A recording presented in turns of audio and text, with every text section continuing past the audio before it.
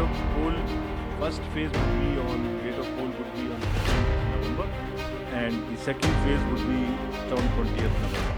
आरंभ है प्रचंड। महाराष्ट्र और झारखंड चुनाव का शंखनाद हो चुका। हरियाणा की जीत के बाद बीजेपी काडर में एक अलग जोश है। लोकसभा की जीत को भी हार जैसा महसूस करते बीजेपी कार्यकर्ता और समर्थकों में इस ऊर्जा का कारण है हार नहीं मानने और अपने काम में विश्वास रखने वाली लीडरशिप।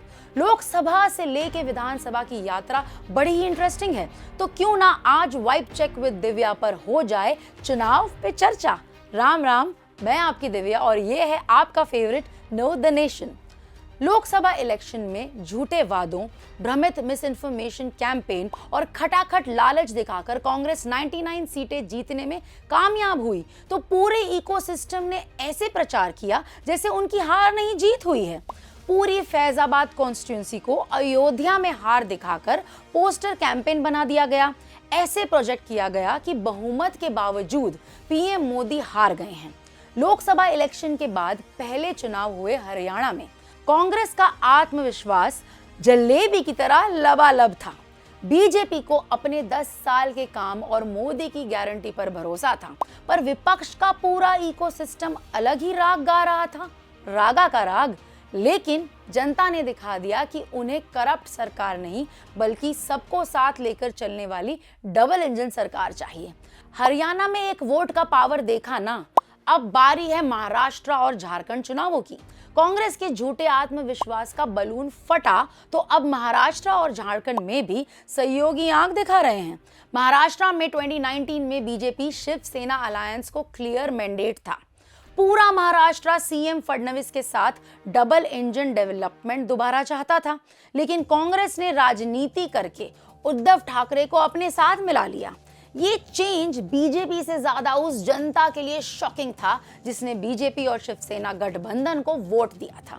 नोट करें, महाराष्ट्र ने तब की शिवसेना को इसलिए वोट दिया क्योंकि धनुष का वोट भी बीजेपी को पड़ रहा था और ये वोट बीजेपी के सीएम पद पर शानदार रिजल्ट्स को समर्थन था, क्योंकि शिवसेना का वोटर कांग्रेस का वोटर तो कभी नहीं था।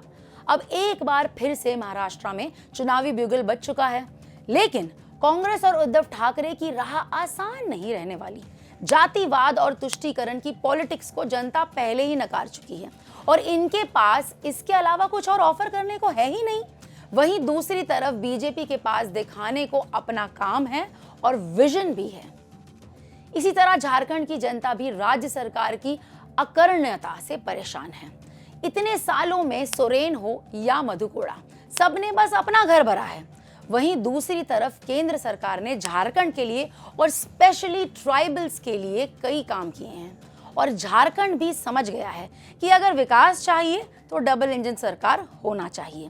कांग्रेस का खटाखट मुफ्त मॉडल बुरी तरह फेल हो चुका। कर्नाटक हो या हिमाचल, कर्जे में डूबकर दिवालिया होने की कगार पर। अब देखते हैं कि इंडिया के पॉलिटिकल मैप पर सिकुड़ती जा रही कांग्रेस क्या अपना वजूद बचा पाएगी। ये थी आज की चुनावी चर्चा। इसमें आपकी राय KTN को कमेंट करके जरूर बताएं। Please share your vibe check with Divya and that's me, Divya Singh Sharma signing.